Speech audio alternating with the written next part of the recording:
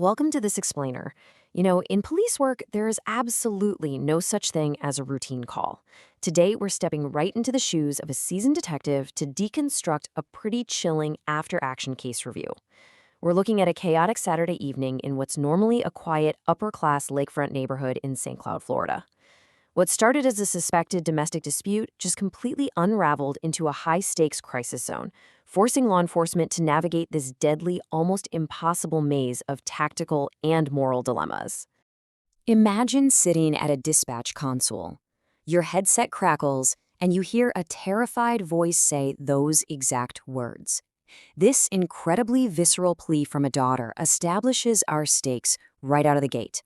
We are dealing with an active shooter, a bleeding mother, and a completely shattered family. The moment dispatch hears that sentence, the whole paradigm shifts. This is no longer just a standard welfare check, right? The clock is instantly ticking, and the lives of everyone involved are literally hanging in the balance. All right, here is our case briefing. We're going to break down the initial threat, the agony of tactical restraint versus ambush, the shooter's extreme paranoia, a massive communication breakdown, and finally, the tragic resolution of this standoff. Phase 1, the initial threat and rapid escalation. So at approximately 6 p.m., a heated argument erupts. Minutes later, that desperate 911 call is placed and then abruptly disconnects. That sudden dead air triggers an overwhelming response. Commanders immediately dispatch 20 patrol cars to swarm the perimeter and contain the chaos. But who actually arrives first on the scene? Rookie Officer Garnesh. With only 6 months of experience out of the academy, he steps out of his patrol car and is thrust directly into the hot zone. As a detective reviewing this case, it is just a terrifying reality to see a rookie tasked with securing the most volatile, dangerous part of an active shooter's perimeter. Moving on to Phase 2, tactical restraint versus ambush. Now, this brings us to what is arguably the central, most agonizing dilemma of modern law enforcement during a crisis. Why do 20 highly trained armed officers stay outside behind cover while a victim is bleeding inside? Well, on one hand, commanders are fighting against the golden hour, that incredibly critical, rapidly shrinking window of time you have to save a bleeding mother's life. But weighing directly against that urgency is the very real ambush threat. Rushing in means sending standard patrol officers without heavy armor through what tactical teams call a fatal funnel. Breaching a narrow doorway against an entrenched, barricaded shooter holding the high ground, that almost guarantees dead officers. The agonizing reality is that risking a blind ambush could easily create secondary casualties, basically turning a desperate rescue operation into an absolute bloodbath. Leading the initial response, Sergeant Manx came up with a pretty straightforward, rapid action plan. Rush in, secure the children, and extract the wounded mother. But the physical reality of the threat shattered that plan instantly. As the team approached the house, the shooter fired a round directly through the door, missing the sergeant's head by less than an inch. In a split second, the rescue operation dissolved into an active shootout. The ambush threat wasn't just some tactical theory on a whiteboard anymore. It was violently, lethally real. So, with physical entry now hopelessly compromised, commanders have to shift gears to intelligence gathering. To look inside safely, police deploy an uncrewed drone. But the suspect spots it and immediately shoots it right out of the air from down the hallway. For someone doing an after-auction review, a destroyed drone means a whole lot more than just damaged equipment.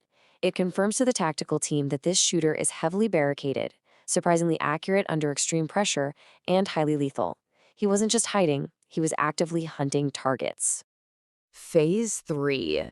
Inside the shooter's paranoia. Amid all that initial chaos, officers actually did manage to successfully evacuate the 2 children from the perimeter. Detectives immediately rely on those kids to understand exactly who they're dealing with. And what they uncover is a severe, chilling detachment from reality. During sporadic contact, the suspect, Jose Fontanez, is making these totally bizarre claims. He's insisting the gunshots police heard merely came from his television. He's screaming that his son is still inside, even though police had already physically rescued the boy. Contrast those intense delusions with a cold, hard reality of the evidence. He had already fired a weapon at police, and he had secretly planted recording devices throughout his own home to monitor his family. Here is the truly chilling reality of threat assessment that every single crisis manager has to face. Jose was not a hardened criminal. He wasn't a trained soldier with tactical combat experience. He was a 48-year-old boat builder armed with a single handgun. The real underlying danger here was his unchecked paranoia. He'd become entirely convinced, without a single shred of evidence, that his wife Lizette was having an affair with her boss right before an upcoming work trip to California. This raging, all-consuming jealousy transformed an ordinary civilian into a highly lethal threat, completely overriding every ounce of reason. Phase 4, the language barrier breakdown. So, as precious minutes just drain away from the golden hour, Sergeant Manx manages to get the suspect's phone number from the evacuated children. You finally have a direct line, you dial, and miraculously, he answers. But as a commander, consider this tactical puzzle. How do you de-escalate the situation or negotiate a peaceful surrender when the active shooter on the other end of the line doesn't understand a single word you're saying? When police finally made contact, Jose's response basically amounted to no English. He spoke absolutely zero English, and because of this, the entire rescue operation slammed into a catastrophic standstill. Negotiators were forced to wait 1 hour and 15 minutes just for a certified Spanish translator, Officer Cohen, to arrive on the scene. As an after-action reviewer, pointing out a 75-minute delay is just devastating. That amount of time effectively kills any chance of an immediate heat-of-the-moment de-escalation. You can only imagine the sheer helplessness of the negotiators, staring at the house, listening to the silence, just entirely paralyzed by a language barrier. Meanwhile, right outside the police tape, the emotional toll was devastating. Friends of the victim, completely blind to the realities of the fatal funnel or the destroyed drone or the language barrier, were confronting officers on the street. They demanded immediate action. They didn't care about tactical protocol. They knew one brutal, unforgiving fact. The longer the police waited out there on the asphalt, the longer a mother bled inside that house. 2.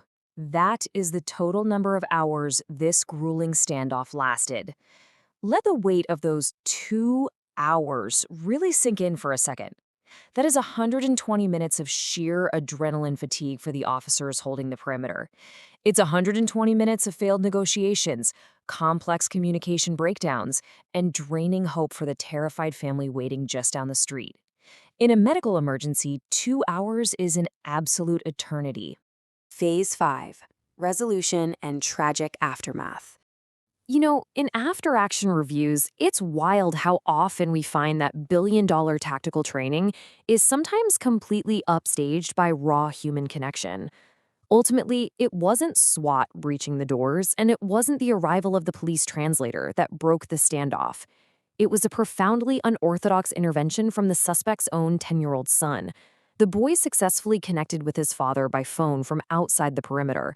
They spoke for several minutes. And shortly after that call ended, Jose contacted the police again, stepped out of the front door with his hands up, and surrendered, against all odds. But man, the relief of a peaceful surrender was immediately eclipsed by the morbid reality of actually clearing the house. Tragically, the tactical entry came far too late for Lizette. As officers moved upstairs, she was found deceased in the bathroom right beside 5 spent 9mm casings. When interrogated later, the true nature of the killer emerged.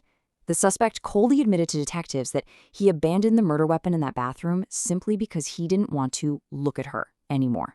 It's a deeply chilling takeaway for understanding the absolute lack of remorse in severe domestic homicide perpetrators. And this ties directly back to the psychological profile detectives built earlier. This was not some spontaneous crime of passion. The secret recordings, the obsessive stalking, the planted devices listening in on his own family. In the eyes of the law, this builds a textbook case for first-degree premeditated murder. Because of the sheer calculation involved in his paranoia, Jose was charged under this exact standard, alongside 2 counts of attempted first-degree murder for intentionally firing at the responding law enforcement officers. So, as we close this case file, I leave you with the ultimate, unresolved burden of crisis command, knowing the tragic, fatal outcome for Lizette. Was tactical restraint the right call? It is a question that haunts every single commander. In the brutal, unforgiving reality of crisis management, how do you ultimately balance the life of a bleeding hostage against the lives of the officers you send into a fatal funnel to save her?